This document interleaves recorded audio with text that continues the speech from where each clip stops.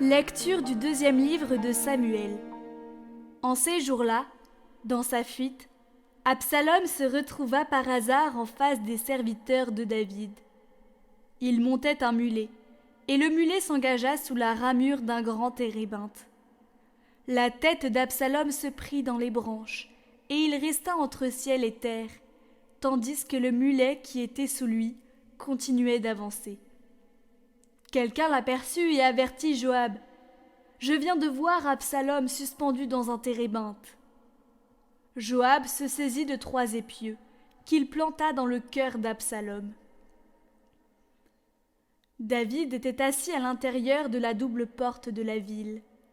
Un guetteur allait et venait sur la terrasse de la porte, au-dessus du rempart. Comme il regardait au loin, il aperçut un homme seul qui courait. Le guetteur cria pour avertir le roi. Et le roi dit : « S'il est seul, c'est qu'il a une bonne nouvelle à nous annoncer. » Et le roi lui dit : « Écarte-toi et tiens-toi là. » Il s'écarta et attendit. Alors arriva l'Éthiopien qui déclara : « Bonne nouvelle pour mon seigneur le roi. Le Seigneur t'a rendu justice aujourd'hui, en t'arrachant aux mains de tous ceux qui se dressaient contre toi. » Le roi demanda : « Le jeune Absalom est-il en bonne santé ?» Et l'Éthiopien répondit : « Qu'ils aient le sort de ce jeune homme, les ennemis de mon seigneur le roi, et tous ceux qui se sont dressés contre toi pour le mal. » Alors le roi fut bouleversé. Il monta dans la salle au-dessus de la porte, et il se mit à pleurer. Tout en marchant, il disait : « Mon fils Absalom, mon fils Absalom, pourquoi ne suis-je pas mort à ta place ? Absalom, mon fils, mon fils. » On alla prévenir Joab. « Voici que le roi pleure, il est en deuil d'Absalom. » La victoire ce jour-là se changea en deuil pour toute l'armée, car elle apprit ce jour-là que le roi était dans l'affliction à cause de son fils. Et ce jour-là, l'armée rentra dans la ville à la dérobée, comme se dérobe une armée qui s'est couverte de honte en fuyant durant la bataille.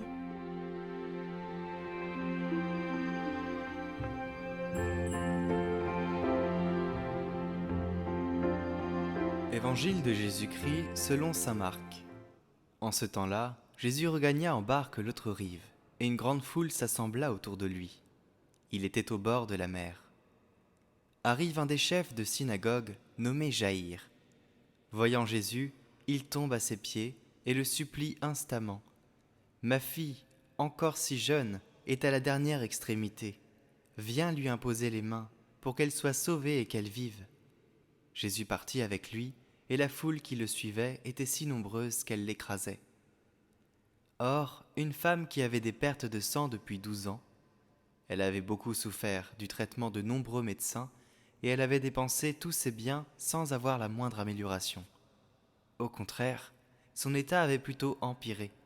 Cette femme donc, ayant appris ce qu'on disait de Jésus, vint par derrière dans la foule et toucha son vêtement.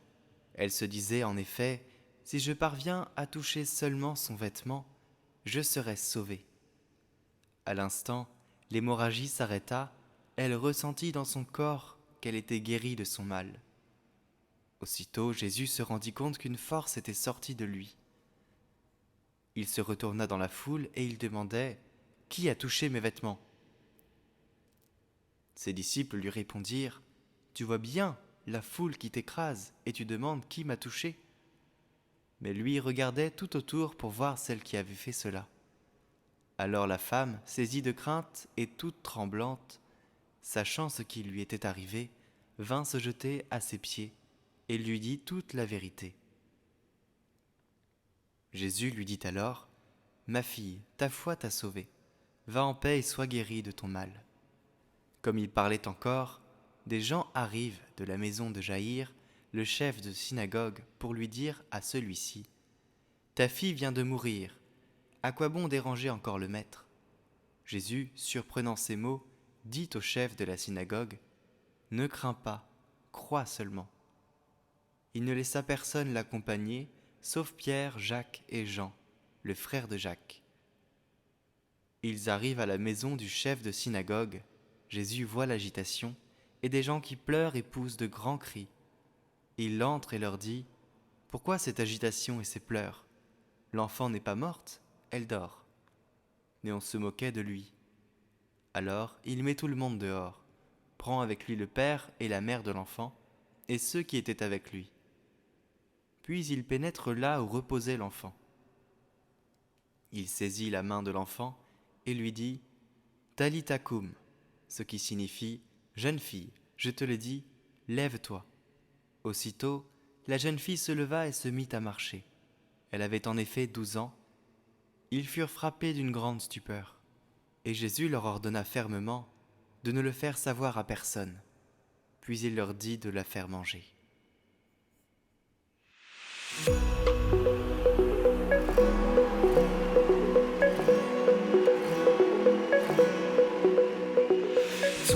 Bonjour à tous, cette vidéo est là pour faire un point sur Catoglade, car vous l'aviez peut-être vu, on avait posté un message qui disait qu'on avait besoin de vos prières, car on avait des difficultés à tenir le rythme.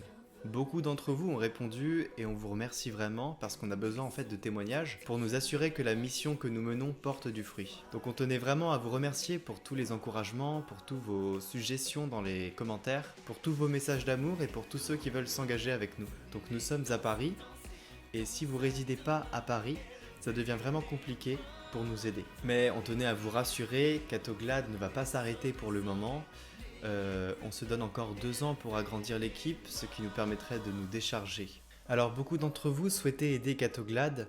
Ce que vous pouvez faire pour nous aider, c'est surtout partager la chaîne en fait autour de vous, la faire connaître, poster des témoignages sur les commentaires pour que d'autres gens puissent les lire et s'en inspirer et prier pour vous.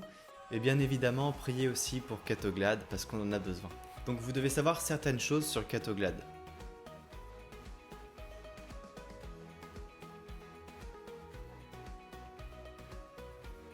Alors, Catoglade s'autofinance pour le moment. Donc, vous aviez probablement remarqué que nous avons des publicités avant nos vidéos.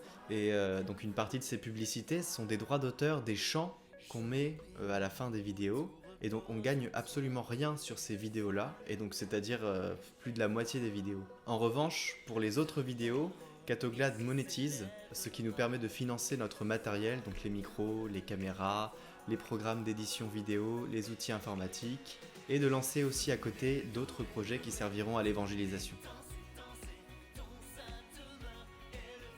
Donc il faut savoir que nous n'avons pas de matériel de secours.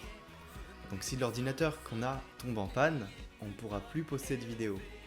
Et c'est un problème qu'on veut absolument éviter. Et nous avons aussi besoin de matériel pour avoir de bons micros afin d'avoir plus de lecteurs, parce un bon micro ça coûte cher.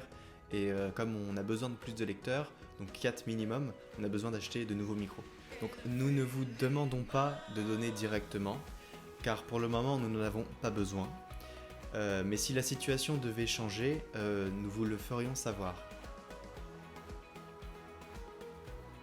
Donc au cas où vous souhaiteriez faire un don, il n'y a pas de souci, vous pouvez envoyer un mail à l'adresse dans la description de la vidéo et on vous communiquera comment procéder. Ces dons serviront uniquement au matériel et au développement de Catoglade. Et donc pour chaque don, on vous informera qu'est-ce qu'on fera exactement de l'argent. Dernier point, si vous souhaitez nous envoyer des lettres ou des colis, vous pouvez prendre l'adresse postale qu'il y a en description. Voilà pour le point, donc au nom d'Éléonore et moi-même, on vous souhaite un très saint mois de février et surtout soyez saints. Ton saint demeure élevé.